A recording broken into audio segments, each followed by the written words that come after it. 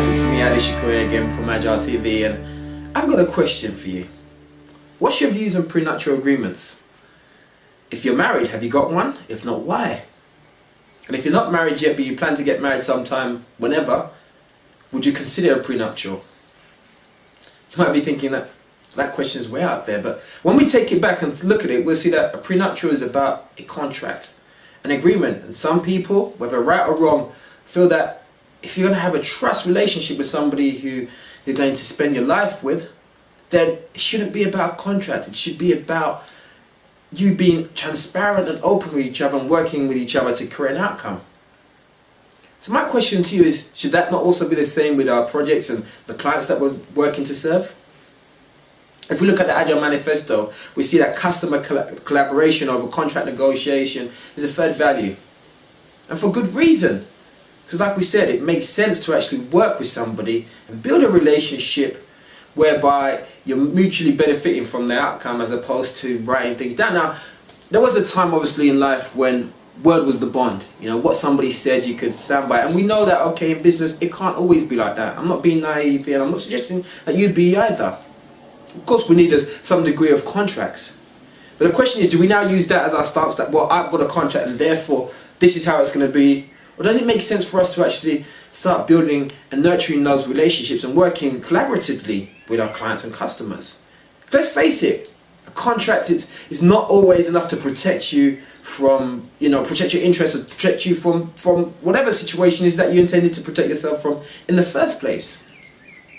Now, in regards to collaboration, one of the things that I find that really create that friends, and we've got to work to break down, is that whole thing of us and them. You know, when we start looking at it from that point of view, then we are already creating that barrier, that gap between us. But wouldn't it be much more sensible to work as a we and, work with them as opposed to, okay, they're over there and we're over here? This reminds me of a time I attended an event where a guy named BJ Cunningham, he created some crazy campaign, Black Death cigarettes, and some other campaigns. He's a marketer and stuff like that. So I remember attending his event. And he told a very, very interesting story that stuck with me. Now, as an entrepreneur, he was working on various businesses. And when he started out, I believe that, he loaned some money from the banks to start importing classic cars from abroad to the UK.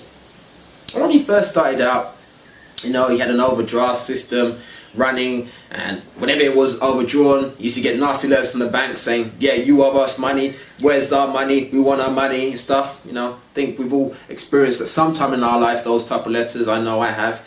When I was coming out of university, I used to get those letters from the banks all the time. They were very happy to lend us the money at the time, but then when they wanted it, that's a whole another story. But then what he said was this: once he started that business of importing cars in, and he borrowed multi millions from the banks to actually finance that idea, when the business started failing and he was starting to losing money and falling back on his payments, guess what happened? The bank manager called him in, sat him down and said, you know what? What can we do together to get this money? They didn't say, what are you going to do to get our money? He said, what can we do together to get this money? Because the banks knew, this is our money we've loaned to him. If we don't work with him to get that money, we won't see a penny of it. If we do, we won't see all of it. So they're thinking of their interests and worked with him to actually make that happen. So doesn't that also make sense for us to do that with our clients?